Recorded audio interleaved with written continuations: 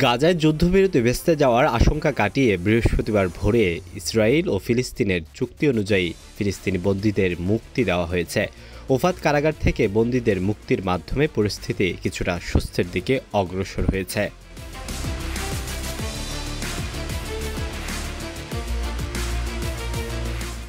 ফিলিস্তিন ইসরায়েল সংঘাতের সর্বশেষ পরিস্থিতি মোড় নিয়েছে বন্দি বিনিময়।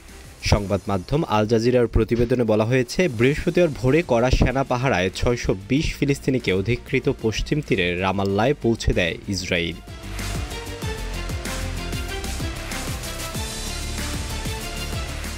একই দিনে ফিলিস্তিনের স্বাধীনতাকামী সংগঠন হামাস ৪ ইসরায়েলি জিম্মির মরদেহ রেড ক্রসের কাছে হস্তান্তর করেছে। ইসরায়েলি প্রতিরক্ষা বাহিনী জানিয়েছে মরদেহগুলো শনাক্তের প্রক্রিয়া চলছে, তবে এ নিয়ে এখনও আনুষ্ঠানিক প্রতিক্রিয়া জানায়নি ইসরায়েলি সরকার।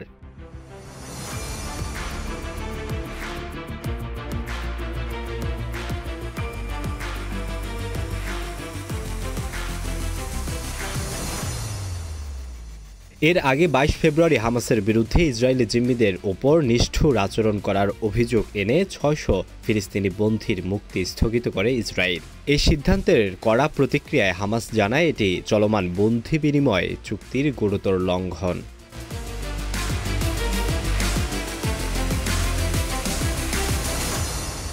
পরিস্থিতি সামাল দিতে মধ্যস্থতাকারী দেশগুলোর প্রচেষ্টায় কিছুটা অচলাবস্থা কেটেছে দাবি করেছে ইসরায়েল ও হামাস কর্মকর্তারা। তবে গাজায় যুদ্ধবিরতির ভবিষ্যৎ এখনও অনিশ্চিত।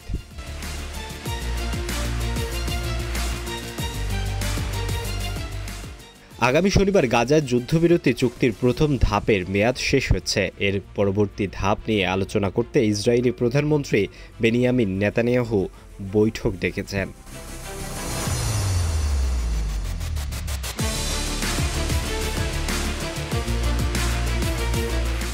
বিভিন্ন গণমাধ্যমের খবরে বলা হয়েছে, ইসরায়েল ও যুক্তরাষ্ট্র যুদ্ধবিরতির সময়সীমা বাড়ানো ও গাজায় ত্রাণ পৌঁছানোর বিষয়ে সম্মত হয়েছে।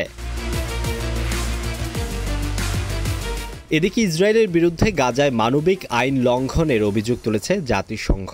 সংস্থাটি মানবাধিকার বিষয়ক হাই কমিশনার বলকার তুর্ক বলেছেন, নেতানিয়াহুর বাহিনী সাময়িক অভিযান আন্তর্জাতিক মানবাধিকার আইনের নজিরবিহীন লঙ্ঘন, যা কোনোভাবেই গ্রহণযোগ্য নয়।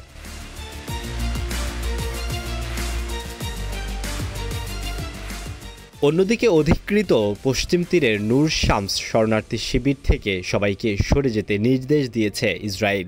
নেতানিয়াহুর বাহিনী এমন ঘোষণার পর আশ্রয় কেন্দ্র ছেড়ে যেতে বাধ্য হয়েছে সেখানকার বাসিন্দারা। তারা জানান, শরণার্থী শিবিরে বেশ কিছু স্থাপনা গুঁড়িয়ে দিয়ে সেখানে রাস্তা নির্মাণের পরিকল্পনা করেছে ইসরায়েল।